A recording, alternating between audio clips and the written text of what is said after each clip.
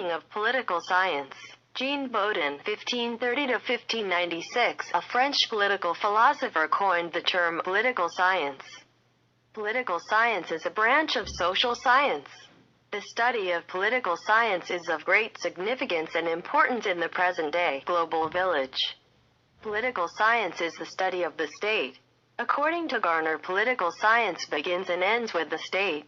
It may be defined as the study of man in the process of governing himself. According to Catlin, politics means either activities of political life or the study of those activities which are generally treated as activities of the various organs of government. According to R.N. Gilchrist, political science deals with general problems of the state and government. The great Greek political philosopher, Aristotle (384–322 BC), was the first thinker to use the term politics. The term politics is derived from the Greek word polis, which means city, state. Polis, or city, state, was a small independent self-contained political society.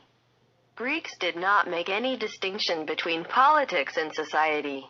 These Greek city-states of ancient times provide an ideal point for the beginning of a systematic study of political science.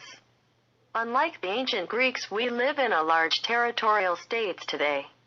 Greek meaning of the state can be extended to the study of the modern state.